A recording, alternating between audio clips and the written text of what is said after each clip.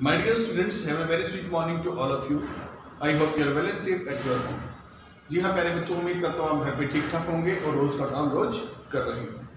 प्यारे बच्चों, आज हम स्टडी करने वाले हैं 12th इंडियन इकोनॉमिक्स से चैप्टर नंबर 4 की, और ये चैप्टर नंबर 4 है strategy of industrial development 1947 to 1990। प्यारे बच्चों, आज जो हमने इसका सब टॉपिक लिया है स्टडी के लिए वो लिया है डेवलपमेंट ऑफ एसएसआई। क्या मतलब है एसएसआई का? एसएसआई का मतलब है स्मॉल स्केल इंडस्ट्री। जी हाँ, जो स्मॉल स्केल इंडस्ट्री थी उसने भारत के गोल्स को अचीव करने में, भारत में रोजगार के साधन लाने में, या फिर भारत के अंदर समानता का जो एनवायरनमेंट पैदा करने के लिए किस प्रकार से मदद करी, उसके बारे में हम स्टडी करेंगे। The process of industrialisation has the two broad dimension. Bharat में जो इंडस्ट्रियलाइजेशन की प्रोसेस चल रही थी, भारत में जो औद्योगिकरण की प्रोसेस चल रही थी, उसमें दो डायमेंशन थे। पहला डायमेंशन क्या था? Growth of large scale industry. Large scale industry को बढ़ाया जाए। जी हाँ, growth of large scale industry, large scale industry का विकास किया जाए। वो कौन सी इंडस्ट्री होती है? आयरन एंड स्टील इंडस्ट्री, जो बड़े पैमाने पर बड़ी पूंजी के साथ कैपिटलाइज्ड इक्विपमेंट के साथ लगाई जाती है। जी हाँ, ट्रांसपोर्टेशन वाली इंडस्ट्री। और तीसरी इंडस्ट्री है कम्युनिकेशन एंड सैटेलाइट इंडस्ट्री। ठीक है, ये इंडस्ट्री लार्ज स्केल की इंडस्ट्री थी। क्या काम था इसका? टू जनरेट इंडस्ट्रियल फैसिलिटी, ताकि इंडस्ट्रियल फैसिलिटी को जनरेट किया जा सके।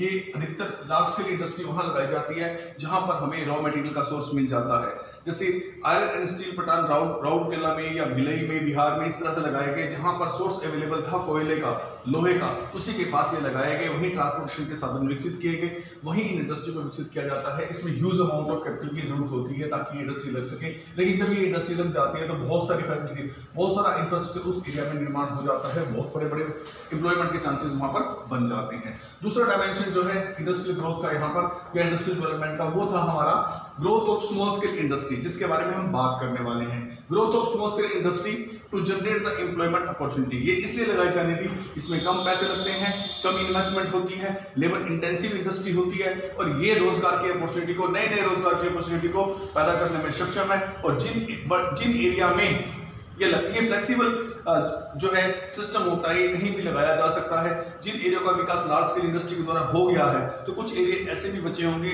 जहां का विकास नहीं हुआ है। वहां के विकास के लिए स्मॉल स्केल इंडस्ट्री जो है वो लगाई जाती है। ये सोशल जस्टिस के लिए बहुत ज्यादा जरूरी भी है। अब चलते हैं स्मॉल स्केल इंडस्ट्री की हम डीपली स्टडी करने के लिए। A small scale industry is presently defined as one.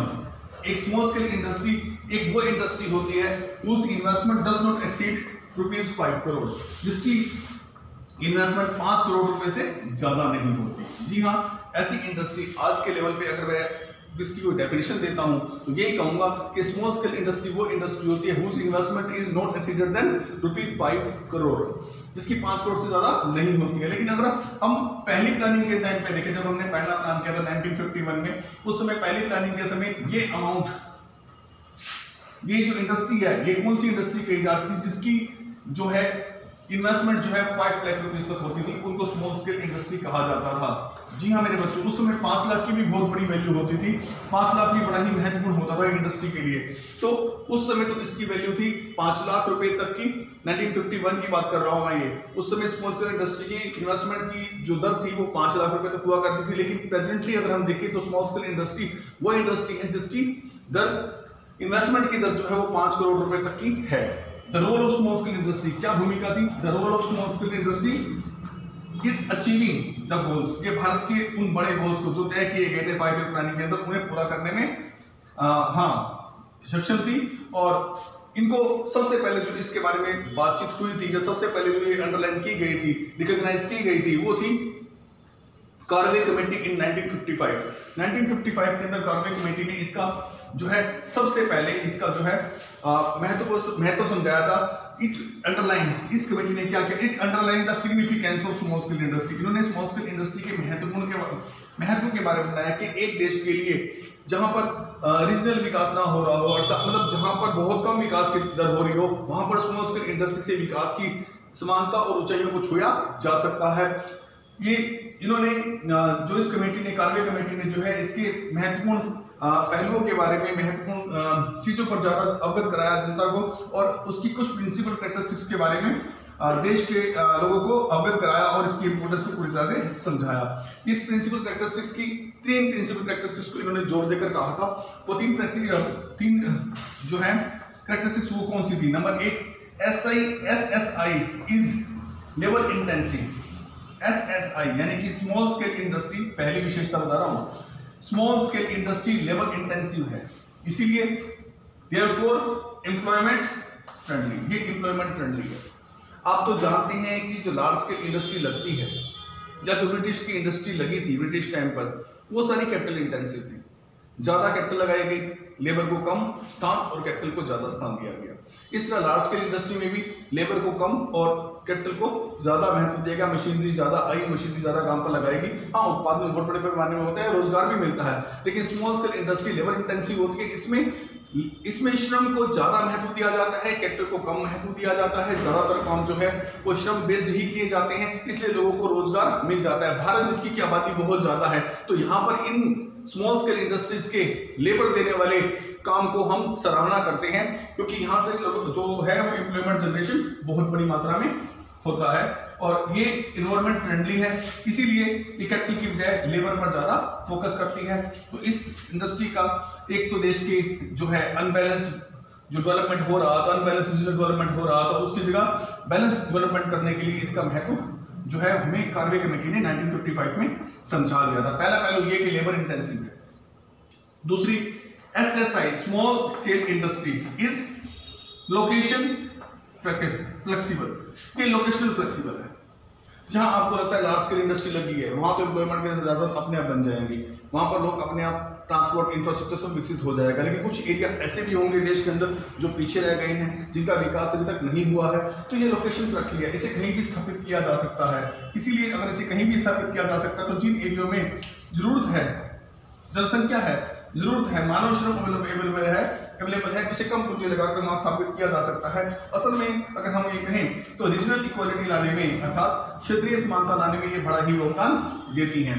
एक क्षेत्र जहां पर बहुत ज्यादा उद्योग पहले ही लग चुके हैं, वो तो विकसित हो ही जाना है, वहां ट्रांसपोर्टेशन, कम्युनिकेशन और बहुत सारे सिस्टम इंफ्रास्ट्रक्चर के पैदा हो ही जाने हैं। लेकिन कुछ ऐसे एरिया जो दूर दराज के इलाके हैं जहां पर अभी ग्रोथ इतनी नहीं आई है, तो वहां स्मॉल स्केल इंडस्ट्री लगाकर रोजगार के साधन पैदा किए जा सकते हैं, वहां के लोगों को वहीं पर रोका जा सकता है, वहीं रोजगार उपलब्ध कराया जा सकता है। तो उस एरिया का विकास भी स्मॉल स्केल इंडस्ट्री से किया जा सकता है। ये इंडस्ट्री भी अपने आप में बड़ा ही महत्वपूर्ण होती है। इसलिए रीजनल इक्वालिटी लाने में, क्षेत्रीय समानता लाने में, सभी क्षेत्रों का विकास करने के लिए इस उद्योग की सराहना की गई। तीसरी विशेषता जो कार्वे कमेटी ने इस पर जोर डाला वो ये थी कि SSI needs small investment. SSI में बहुत बड़े कैपिटल लगाने की जरूरत नहीं, ह्यूज अमाउंट ऑफ कैपिटल की जरूरत नहीं है, इसे थोड़ी सी रकम से लगाकर स्टार्ट किया जा सकता है, फिर ये ग्रोथ और प्रोग्रेस अपने आप ही करने लग जाती है। थोड़ी बहुत ही सरकार को इसमें जो है इन्वेस्टर्स की मदद करनी होती है। स्मॉल स्केल इंडस्ट्री जो है ये स्मॉल नीड रखती है इन्वेस्टमेंट की, एंड देयरफॉर इक्विटी, और ये समानता भी लाती है। जी हाँ, अगर मैं इसकी बात करूं तो ये ओरिएंटेड है, किसकी ओरिएंटेड है? ये इक्विटी ओरिएंटेड है। ये समानता लाने में, अर्थात उन क्षेत्रों का विकास हुआ तो वो समांतर से वो भी आगे बढ़ना शुरू हो जाएंगे। इसमें कम इन्वेस्टमेंट की जरूरत पड़ती है। सबसे बड़ी बात ये, किसके रेफरेंस में ये बात कही गई थी? Equity across the different section of the society. Society के डिफरेंट सेक्शन होते हैं, एक अमीर वर्ग होता है जिसके पास कैपिटल होती है, एक गरीब वर्ग होता है जिसके पास कैपिटल नहीं होती है, उनके पास श्रम अवेलेबल होता है, क्योंकि उनके पास अगर वो लेबर क्लास है तो उनके पास श्रम अवेलेबल है। तो श्रम अवेलेबल वाली जो हमारे पास मैन पावर है उसको भी हम स्मॉल स्केल इंडस्ट्री में लगाकर तो ये अमीर गरीब की खाई को दूर कर सकते हैं, क्योंकि उन्हें भी अपने रोज की आवश्यकता के लिए, रोजमर्रा की जरूरतों के लिए धन अवेलेबल हो जाएगा अगर उन्हें वहाँ काम अवेलेबल होता है। तो स्मॉल इन्वेस्टमेंट से हम लोग श्रम मैन पावर्स को जो है आसानी से जो है वो इंगेज रख सकते हैं, वो उसके अंदर और जीविका का साधन दे सकते हैं। उम्मीद करता हूँ बच्चों ये समझ में आ गया होगा। अगली वीडियो में और हाईलाइट करेंगे स्मॉल स्केल इंडस्ट्री के गुड इम्पैक्ट और बैड इम्पैक्ट दोनों हम देखेंगे। उम्मीद है समझ आ गया होगा। अगर कोई प्रॉब्लम आती है तो वाया फोन आप मुझसे कॉन्टैक्ट कर सकते हैं। Thank you very much.